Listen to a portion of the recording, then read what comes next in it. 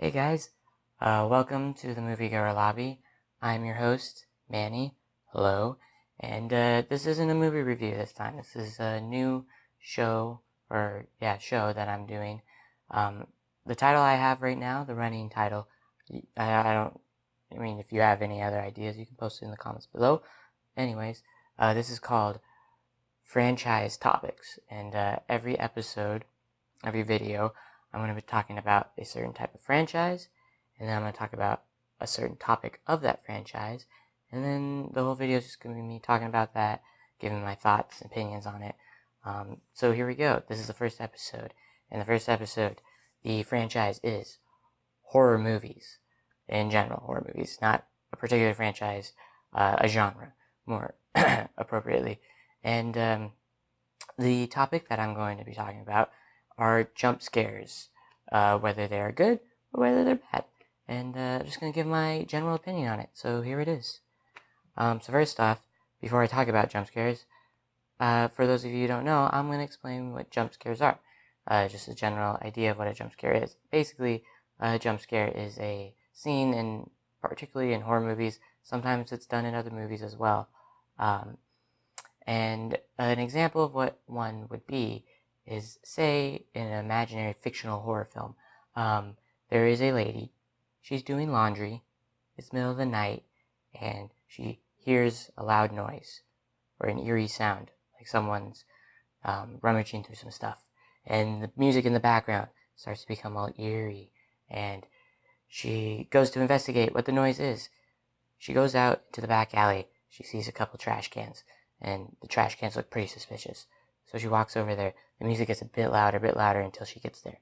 And she gets really close up. Then the music stops, silent. And she slowly goes, and the camera slowly zooms in into the trash can. And everyone is sitting around is at suspense. What's going to happen? What's in the trash can? And then, boom! A loud noise happens, and a dog runs out of the trash can. And she goes, ah! And you go, whoa, because of the loud noise, and then the sudden cat jumping or running across scares you, and that's what the jump scare is. That's what a normal jump scare is. Now, my quick opinion on jump scares are that they are lazy, and that they suck, and most of the time they are not effective, and I'll explain why. First off, in my opinion, there are two types of jump scares. There are startling jump scares, and there are scary jump scares. And 90% of the time, it's more startling jump scares rather than scary jump scares. So what is the difference between a startling and a scary jump scare? Well, a startling jump scare does the traditional, it builds tension, right? You hear the eerie music in the background, and she's investigating what this noise is, and you're on edge. You're on edge. As the audience member, you're on edge. And then a loud noise scares you. But it's tied together with an innocent event, whether that being a cat running out of a trash can, a dog barking at you, or your friend scares you from behind, or the friend of the lady would come up behind her, and she wouldn't see it until they grab her shoulder just as this loud noise goes boom. And then you jump out of your seat. But the problem with this is, because there's no payoff to it, and nothing scary actually does happen, the tension you build up to that moment is broken. It's gone.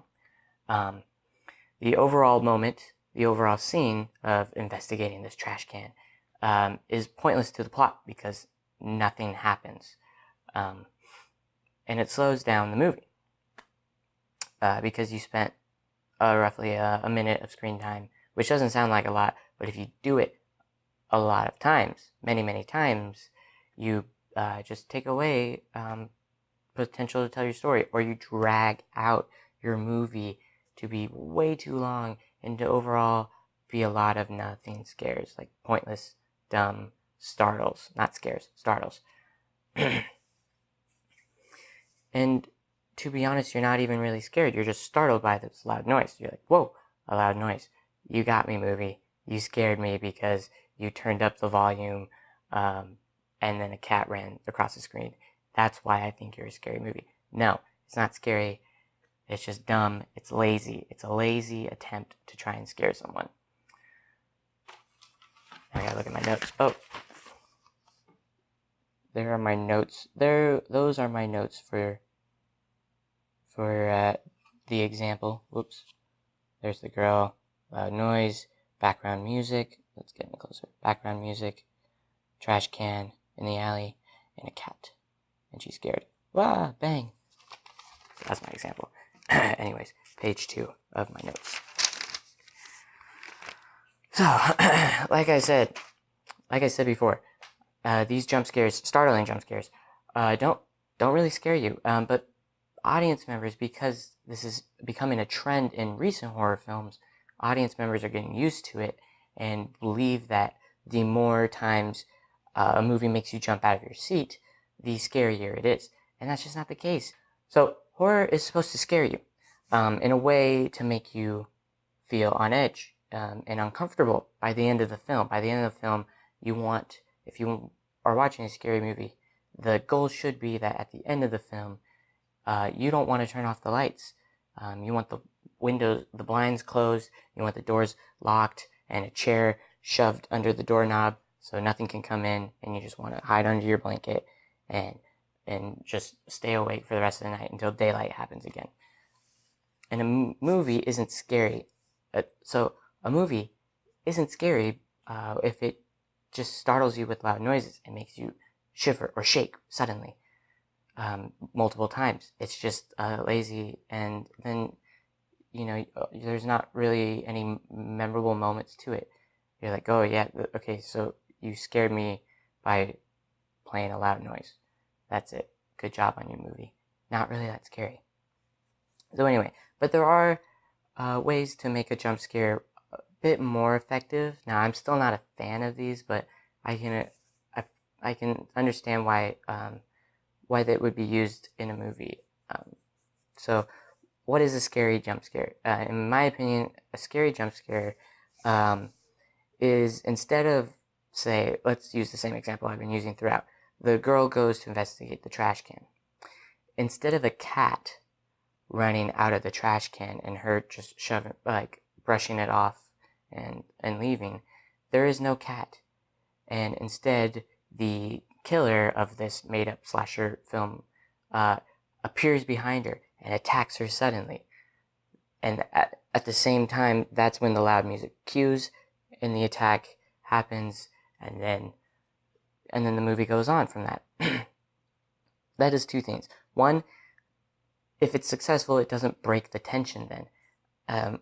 So when the initial scare and the reveal of the killer happens, you're still on edge in your seat. You might jump from the loud noise, but you're not jumping and being like, oh, good job, movie, you got me. You go, oh, what's happening now? And so that in that way, it could be a little more effective. You have to keep the tension to make it scary and last longer and be more memorable by the end of the film.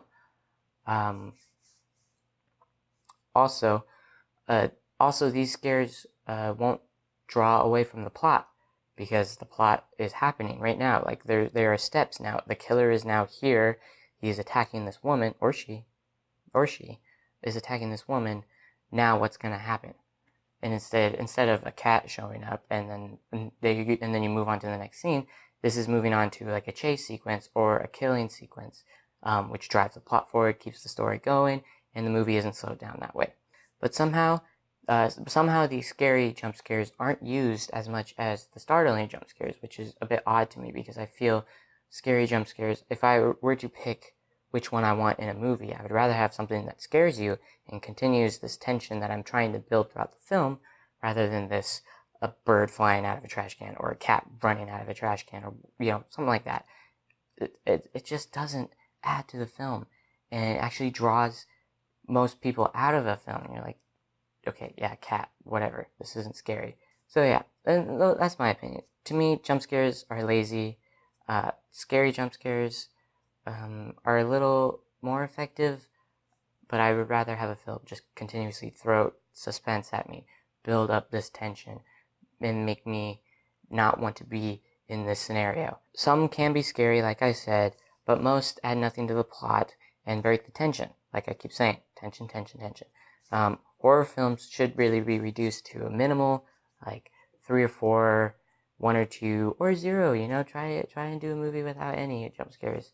Halloween, the old Halloween film, is my favorite horror film of all time, and I'm thinking I don't really know any jump scares in it. There might be some if you have one, post in the comments below. But yeah, I love that film, and I can't really recall any jump scares. But that movie, still to this day, I've seen it 3 times, and I watch it every year.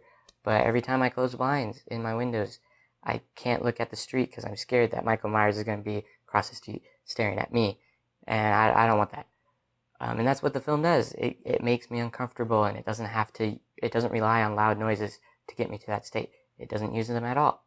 So anyway, those are my opinions on jump scares. What are your opinions on jump scares and their effect on movies, and why are they even in movies? Just, let me know. Comments below. So anyway, that concludes my video, but before I want to end it, I want to give you guys some updates on future videos. Next video I'm going to do is Ant-Man review. I'm filming this video on July 12th, and Ant-Man comes out next weekend. I don't know if I'm going to see it on Friday. I might see it on a Sunday. So hopefully I'll get the review up on a Monday or Tuesday. And depending on how good this video looks, I might do video reviews from now on. We'll find out anyways. And also, I'm wanting to do another review because I've seen a lot of movies, but I haven't done a lot of reviews on them. So I'm thinking I'm going to see Terminator Genesis this Tuesday before the weekend, because I like Terminator films, and I'm kind of scared because I haven't heard that many good things about it, but I'm going to give it a try. Hopefully I like it enough. But I also was thinking Jurassic World. What else have I done? San Andreas, Pitch Perfect 2, Inside Out. One of those films, let me know in the comments below, and I'll do whatever one, or one if no one posts in the comments, I'll pick a review that I want to do. And then the next video after those two, is going to be another franchise topics video. Oh, side note, if you have a clever name for franchise topics, post that in the comments below as well. And I might do a little switcheroo, because I kind of like it, kind of don't, anyways, we'll get to that later. But anyways, the second episode of this, I believe I'm going to be ranking every single Marvel film in the Marvel Cinematic Universe. So no X-Men, excuse me, no X-Men, no Fantastic Four, but from Incredible Hulk to Avengers, Age of Ultron, well, to Ant-Man, actually. Because I have a list, but I need to update it after I see Ant-Man and see how it's going. So yeah, so this concludes my video, the first episode of Franchise Topics. I really wanted to do this series because I like talking about movies, not just reviewing movies, but just, talking in general. So anyways, this concludes the video, like I said, a lot. I'll see you next time on the Moviegoer Lobby. I'm your host, Manny.